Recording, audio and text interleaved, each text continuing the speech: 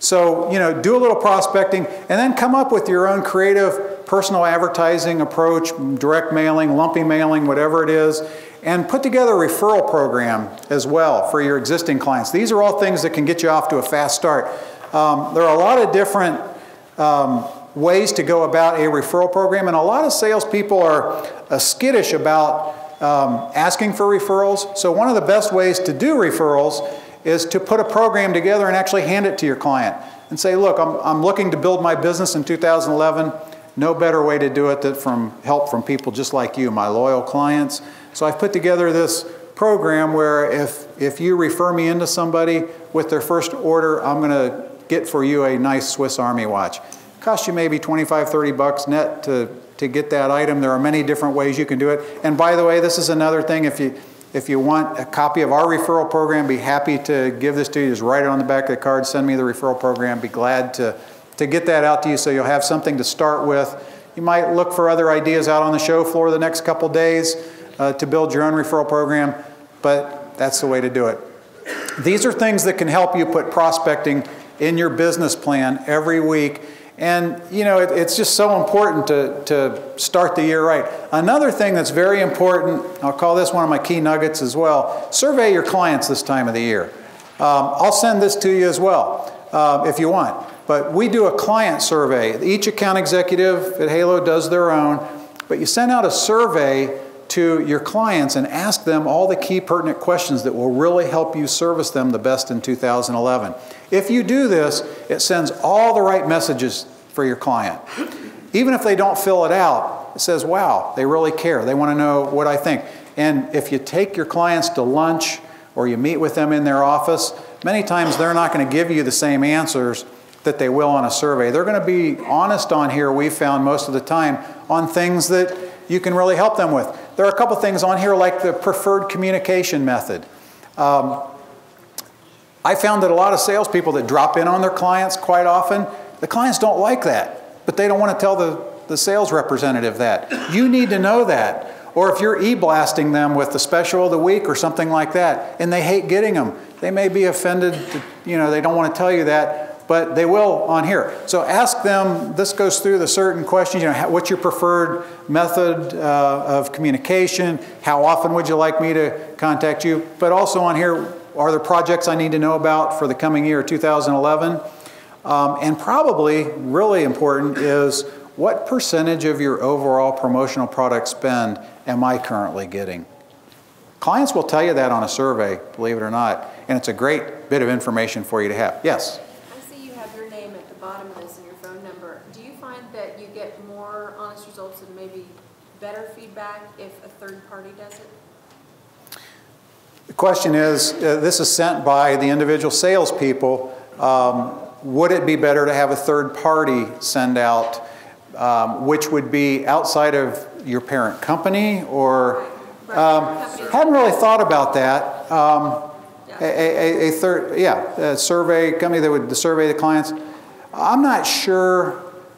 I guess my feeling on it, and this is from experience of us doing this for several years, the clients are pretty honest on answering them back, and we get a pretty good percentage of them back. My only concern with a third-party company is would they take the time to do it? Maybe they would, maybe they wouldn't. Never really thought about that, though. Might try it. Might try a third party to see. Yes? We do performance surveys. Obviously do it like once every quarter, and we do it like every half year to kind of get it over much. And we found a great way to increase your response rate with the surveys is to include an envelope with the postal stamp already on it. So that's all the work done for them. They just got to put the survey in and just drop it in their mailbox. Great idea. And for those of you out on the web, that response was that they do these surveys quarterly and send it by mail and include a return envelope with it. We probably have more of these going out electronically than we do in the mail, but we do have some people that prefer mail as well. But I would recommend if you're going to do a client survey by mail, certainly include a postage paid direct envelope. One more question, then we'll move on. Do you do any kind of incentive with it? Some of our people do an incentive or a promotional item or something as a reward for sending it back in, but that's by the individual salesperson. We don't have a company plan on that, but each sales. Again, but if you're interested in just seeing this, be happy to provide that to you. Again, do common things uncommonly well, something all top producers know. And I'll just go briefly over this, but develop your unique selling proposition or your ultimate strategic position, however you want to look at it. But understand who you are in the marketplace and be the benchmark for your territory. If you don't know how you're presenting yourself differently than the rest of the competition out there, you really need to find out who the competition is and get a leg up on it by understanding and developing your own ultimate strategic position that puts you way ahead. And it's really a strategy. It's some of what we've already talked about here today. It's learning how to educate clients as opposed to selling to them. As the lady mentioned in the back, it's all about having your presentations be about your clients and about your prospects, not about you. Try a different way of selling in your unique selling proposition. Don't make it about you and your company, because that really doesn't matter. That's just chatter to clients. Make it all about them. And we can talk more about how to do that maybe after the session. Prepare for each appointment. A couple things that I would really recommend is, as you go into a new appointment, and this is something that I see all top performers do, they go in very prepared for every appointment they have. It's never on the fly. And especially with prospects, one of the things you need to do with prospects is take a manila folder and have all the right questions that you want to ask the prospect during that interview typed out. We have a listing of all the right questions to ask in any sales interview, and then you can edit it for the ones that are proper for the type of account you're going in to call on at that time. But then staple that inside the manila envelope and have the client or prospect's name right on the tab on that manila envelope in your folder when you go in. So when I go to, in front of a new prospect, we do a little bit of breaking the ice, quick introduction, and you learn a little bit about them, and then you ask permission to ask a few questions. They then see you open up a folder with their name on it and the questions you're prepared to ask them.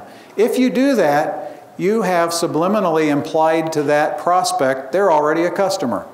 So if you're not doing that, always take a folder, have their name on it, have your questions listed out, have your notepad ready, and make that a process of every time you make.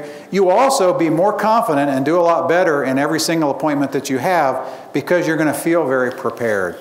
I love playing those little subliminal games with prospects and clients to where you really get the leg up. There are a lot of things just like that that you can do to set yourself apart from the competition. And it's fun, because you kind of see them saying, oh, okay, I guess I'm already a prospect here. So, geez, what do you need to know from here? And the other key thing is to always ask for artwork on the way out, even if they're not giving you any business. Say, I want to go to work for you even if I'm not going to do any business with you at all. But I want to show you what I can do. Give me a challenge and I'll go after it. So prepare for each appointment, have a folder made out, and then always ask for artwork on the way out of that first appointment.